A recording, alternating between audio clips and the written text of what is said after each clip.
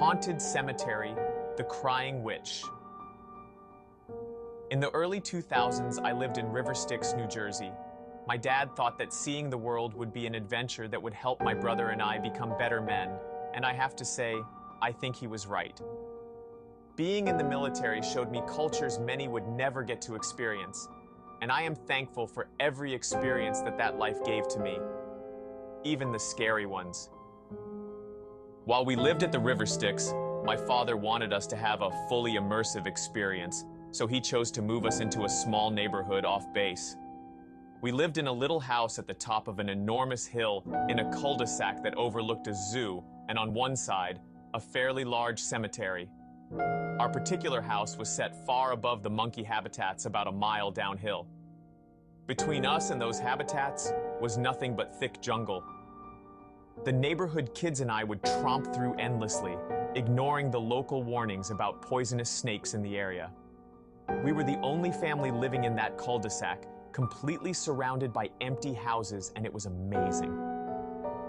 Opposite us was an older couple with a lush garden. The older woman wanted us to call her Mama. She had us helping her garden whenever she could coax us over with green tea and cookies. We loved her. She was so welcoming and generous, as was everyone else actually. We lived in a wonderful neighborhood. The only drawback to Mama's home, however, was that she directly overlooked the cemetery, which was unlike any cemetery I had ever seen before. The graves were above-ground crypts, many of them built into the sides of the hills.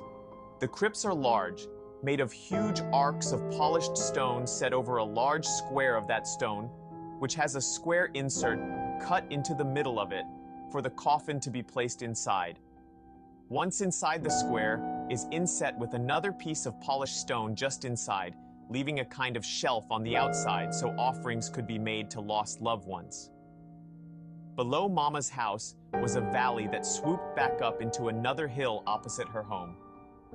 That valley and both hills were covered with these crypts, and spider webbing up and down through the crypts were various stone step pathways that were old and poorly maintained. One evening, Mama asked me to come visit with her alone. She had something to show me, but it was only for me as the older brother. Intrigued and a bit proud, I agreed. She took me to the back of her garden and sat me on a thick wooden bench that was carved with scenes of fishermen and men with swords, and told me she had a story to tell. Mama then disappeared for a few minutes and soon returned with a tray that held hot green tea and cookies. Sitting next to me, she smiled and commented on the colors of the evening sky as the sun began to lower. She said she had seen me, my brother, and some other kids daring each other to follow a stairway path down into the cemetery. You have to understand, the path from our little home area down to the cemetery consisted of hundreds of steps, many broken or cracking, in and out of bushes, and at a steep incline. It would be dangerous for anyone, but the real test was seeing how long we could take walking through the crypts at night. She wanted to explain why that was a bad idea. Many years ago, some locals were thought to be devils, evil souls that would murder innocent children for no reason other than to kill. Many of the parents, full of grief, hurled themselves off of a cliffside rather than face the painful reality. I was terrified at hearing this. I had no idea this had happened. I was mortified and hit with such sadness I started to cry. The sun was setting and the sky went from pink and blue to a deep orange and red. She reached out and held my hand, telling me not to worry. This was in the past, and the past is something we must always remember so we never go back. She went on with her story. One young woman had taken part with this sacrifice with her 2 children, but she survived the fall from the cliff jump. She was in a coma for months. When she did regain consciousness, she was horrified to realize she was not with her children. They had been buried somewhere in that cemetery below, in an unmarked crypt that held many others. The woman would spend days and nights searching the cemetery, crying in pain, the torment of her loss unbearable, until the day she threw herself into the ocean to hopefully be reunited with her children whose life she had taken. But they say she never found her children. Her act of suicide doomed her to purgatory. She would remain tortured for eternity. The sun had disappeared at this point, and the cemetery was engulfed in blackness. The main path dotted with dim, broken lights, feebly illuminating small areas.